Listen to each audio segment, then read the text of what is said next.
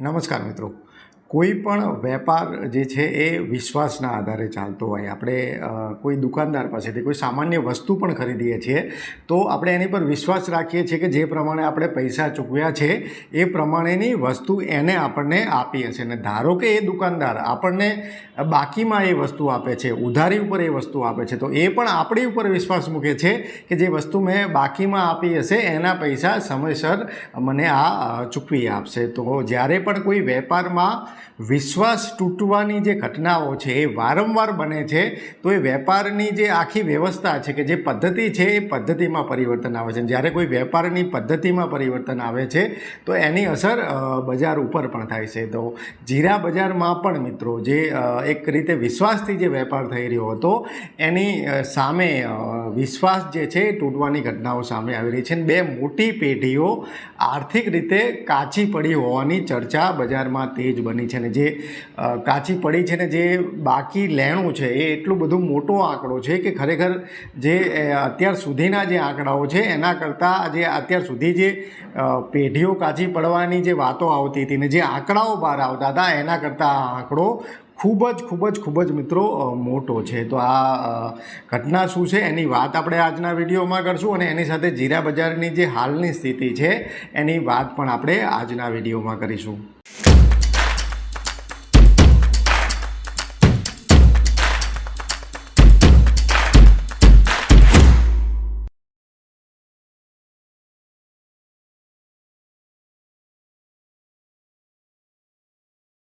મિત્રો આપણે જીરા બજારની વાત કરીએ એ પહેલાં એક મહત્ત્વની વાત ફરીથી તમને જણાવી દઉં કે આપણા એગ્રી સાયન્સના ગઈ સિઝનના જે જીરા બજારના વિડીયો હતા એ અત્યારે વાયરલ થઈ રહ્યા છે।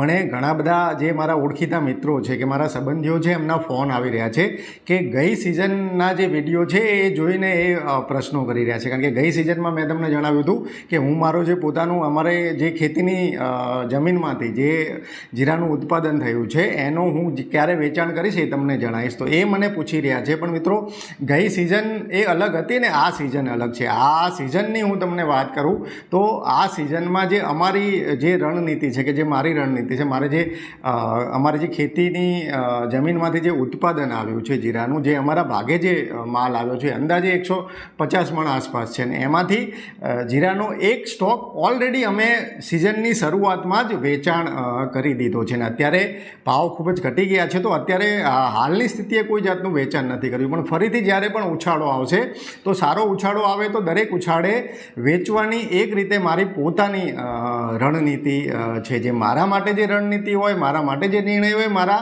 પોતાને લગતો હોય, મારી પોતાની જે આર્થિક જરૂરિયાતો હોય કે મારા પોતાની જે એસ્પિરેશન હોય કે મારું રોકાણ છે જે એમાંથી મને કેટલું વળતર મળવું જોઈએ તો એ પ્રમાણે હોય। તો મેં જે નિર્ણય લીધો છે તમારા માટે કદાચ સાચો હોય અને ના પણ હોય પણ હું તમને જણાવી એટલા માટે રહ્યો છું કે જૂના વિડીયો જોઈ અને ખેડૂતો ગેરમાર્ગે દોરાઈ રહ્યા છે કે જૂના વિડીયોમાં મેં એવું કહ્યું હતું કે હું મારો સ્ટોક જે છે એ હોલ્ડ કરી રહ્યો છું અને મેં છેલ્લે નવેમ્બર મહિનામાં એનું વેચાણ કર્યું હતું। તો ગત વર્ષે જે આખો સ્ટોક છે એ માત્ર નવેમ્બર મહિનામાં વેચ્યો હતો પણ આ સિઝનમાં તબક્કાવાર વેચાણ કરવાનું એક રીતે મેં નિર્ણય લીધો છે અને આ વસ્તુ મેં તમને ગયા વિડીયોમાં પણ જણાવી હતી કે આ સિઝનમાં હું તબક્કાવાર વેચાણ કરવાનું એક રીતે વિચારી રહ્યો છું। તો એમાંથી જે અમારે જીરાનું ઉત્પાદન થયું છે 150 મણ આસપાસ જીરું જે છે એ અમારા ભાગે આવ્યું છે તો એમાંથી એક જે સ્ટોકનો જથ્થો છે એનું ઓલરેડી સિઝનની શરૂઆતમાં જ વેચાણ કરી દીધું છે ને હવે જ્યારે પણ ઉછાળો આવશે, અત્યારે તો ભાવ ખૂબ જ નીચા છે પણ ઉછાળો આવશે તો ઉછાળામાં વેચાણ કરવાનો એક રીતે અમારો નિર્ણય છે। ને ફરીથી તમને કહું છું કે હું ખોટો સાબિત થઈ શકું પણ તમારે ખોટું સાબિત નથી થવાનું। તમારે જે તમારો નિર્ણય છે એ તમારી આર્થિક જોખમ સહન કરવાની જે ક્ષમતા છે એના આધારે લેવાનો છે અને પોતાની જે બુદ્ધિ છે એનો અને બજારનો જે તમારો અભ્યાસ છે એના આધારે લેવાનો છે। તો હવે મિત્રો આપણે જીરા બજારની વાત પર આગળ વધીએ તો જીરા બજારમાં જે ઘટાડાનો દોર છે આ સપ્તાહે પણ એક રીતે જોવા મળ્યો છે ને અત્યારે જે જીરાના ભાવ છે એ સરેરાશ 4300 રૂપિયાથી લઈ અને 4900 રૂપિયાની સપાટીએ આવી ગયા છે। તો માર્ચ મહિના દરમિયાન આપણે જોઈએ તો આમ એક રીતે છેલ્લા 2 સપ્તાહમાં સતત જીરામાં ઘટાડો જોવા મળ્યો છે અને જે આવકો છે એમાં ચોક્કસ નોંધપાત્ર રીતે ઘટાડો નોંધાયો છે અને આવકોમાં ઘટાડો નોંધાયો હોવાથી જે બજાર જે છે આજે એટલે કે આપણે વાત કરી રહ્યા છીએ બુધવારના દિવસે 20 માર્ચના દિવસે, તો આજે જે બજાર જે છે એ એક રીતે ટક્યું છે, આજે ઘટાડો નથી નોંધાયો. હવે આપણે આવકોનો થોડો અભ્યાસ કરીએ તો આજે એવો અંદાજ છે કે આપણા ગુજરાતમાં અંદાજે 55,000 બોરીથી લઈ અને 60,000 બોરી જીરાની આવકો થઈ છે, જેમાં ઊંઝા યાર્ડમાં અંદાજે 40,000 બોરી જીરાની આવકો થઈ છે. એક સપ્તાહ પહેલાં મિત્રો જે આવકોનું પ્રેશર હતું દૈનિક ધોરણે 70,000 બોરી જેટલું હતું, પણ આવકો જેમ ભાવ ઘટ્યા છે એમ આવકો ઘટી છે. અત્યારે ઊંઝામાં ચોક્કસથી આવકો આવી રહી છે, પણ જે બીજા યાર્ડો છે, ગોંડલ છે, હળવદ છે, રાજકોટ છે, પછી કચ્છના જે યાર્ડો છે, એ બધામાં આવકો નોંધપાત્ર રીતે ઘટી છે.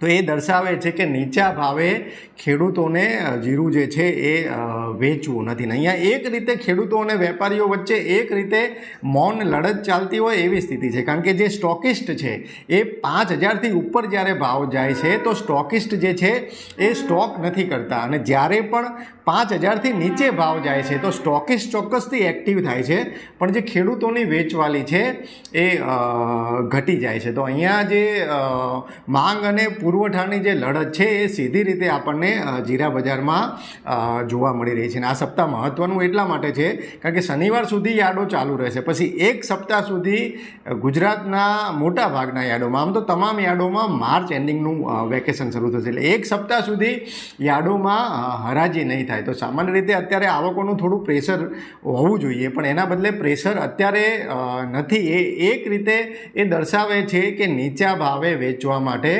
ખેડૂતો તૈયાર નથી. પણ ચિંતાની વસ્તુ એ પણ છે કે અત્યારે જે ખરીદી થઈ રહી છે એ માત્ર વેપારની ખરીદી થઈ રહી છે, એટલે જે પણ વેપારીએ દેશાવરમાં માલ વેચ્યો છે કે જે એક્સપોર્ટરો છે જેમનો વેપાર છે એ લોકો પોતાનો વેપાર પૂરો કરવા માટે ખરીદી કરી રહ્યા છે. જે સ્ટોકિસ્ટો છે, જે સ્ટોક કરતા હોય, પોતાનું ઇન્વેસ્ટમેન્ટ કરતા હોય, એ સ્ટોકિસ્ટો હજુ હાલની સ્થિતિએ પણ એટલા બધા એક્ટિવ થયા નથી. ને બજારમાં જે બીજું મોટું જે ચિંતાનું કારણ છે એ એક રીતે નાણાં ભીડ કહેવામાં આવી રહ્યું છે. મિત્રો ઊંઝા ગંજ બજારમાં એક રીતે ક્યારેય નાણાં ભીડ એક રીતે સીધી રીતે સર્જાતી નથી, પણ જ્યારે પણ કોઈ પેઢી કાચી પડે છે એવી વાત આવે છે તો ચોક્કસથી નાણાં ભીડને લઈને વેપારીઓ થોડા ચિંતામાં મુકાય છે. છેલ્લા એક સપ્તાહમાં જે ચર્ચા થઈ રહી છે બજારમાં એ પ્રમાણે રાજકોટની 2 મોટી પેઢી જે એક્સપોર્ટના ધંધા સાથે સંકળાયેલી હતી એ પેઢી કાચી પડી છે, એટલે કે એ પેઢીને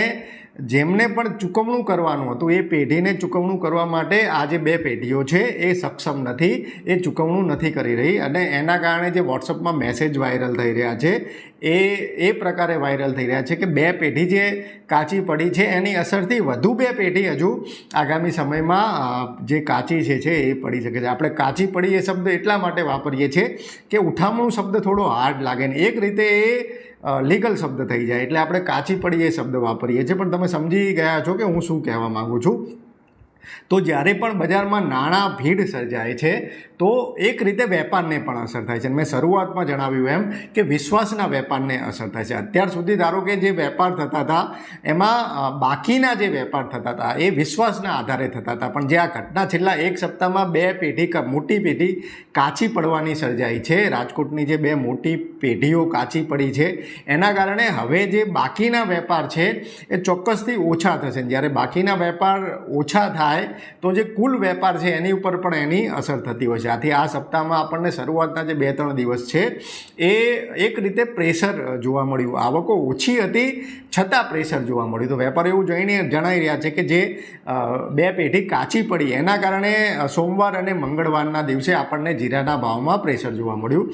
પણ આજે એટલે કે બુધવારે મિત્રો ભાવ એક રીતે જૂના ભાવે ટકેલા જોવા મળ્યા છે. હવે આગામી સમયની આપણે વાત કરીએ તો એપ્રિલ મહિનો એક રીતે ગરાગીનો મહિનો હોય. ગરાગીનો મહિનો એટલે કે એક્સપોર્ટની તેમજ આપણા દેશમાં પણ જીરાની ડિમાન્ડ જે છે, જે ખરીદી છે એ સારા એવા પ્રમાણમાં થતી હોય.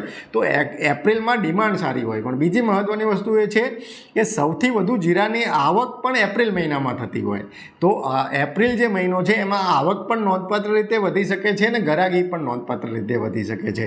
તો અહીંયા પુરવઠાનું જોર વધારે રહે છે કે માંગનું જોર વધારે રહે છે, એ પરિબળ જીરા બજાર ઉપર એપ્રિલમાં અસર કરશે. પછી આવશે મે મહિનો. મે મહિનામાં આવકો પણ ઘટે છે અને ગરાગી પણ એક રીતે થોડી ઘટે છે. તો એ પછીનો જે મહિનો છે એક રીતે ધીરે ધીરે સિઝન જે છે પૂરી થવામાં આવશે.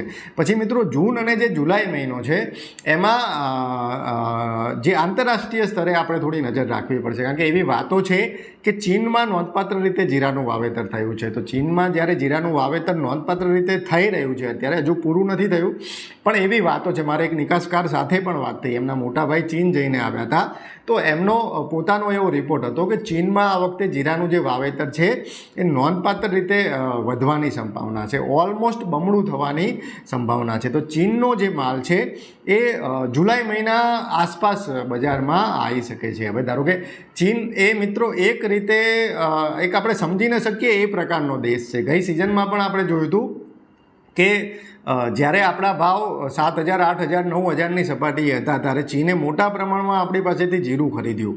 પછી જ્યારે આપણા અહીંયા ભાવ 12,000ના થઈ ગયા તો પછી એ જ જીરું પાછું આપણને 12,000માં વેચવા મૂક્યું. તો આ જે દેશ છે એ ગમે તે રીતે ગમે તે સ્થિતિમાં વેપાર કરી શકે છે. તો ચીન એકચ્યુઅલી ભારતને જીરું પહોંચાડી શકશે, નહીં પહોંચાડી શકે છે, બીજા દેશોમાં આપી શકશે. વાતાવરણ કેવું રહે છે, ત્યાં કેવું ઉત્પાદન થાય છે, કારણ કે એ લોકોએ તો જીરું વાવવાની શરૂઆત હજુ થોડા વર્ષોથી જ કરી છે. તો એ રીતે એ કેટલું આવશે એ અંગે અત્યારે કંઈ કહી ના શકાય. પણ તમારી પાસે જો જીરાનો સ્ટોક હોય ખેડૂત મિત્રો, તો તમારે આંતરરાષ્ટ્રીય સ્તરે જુલાઈ મહિનામાં ચીનના ઉત્પાદન ઉપર, તુર્કી સિરિયાના ઉત્પાદન ઉપર થોડા અંશે નજર રાખવાની જરૂર છે. અમે પણ અહીંયા જે કંઈ અપડેટ હશે એ આપને આપતા રહીશું. તો હાલ બસ આટલું જ. ફરી ઝડપથી મળીશું નવા વિષય સાથે. જોડાયેલા રહો એગ્રી સાયન્સ સાથે. જય કિસાન.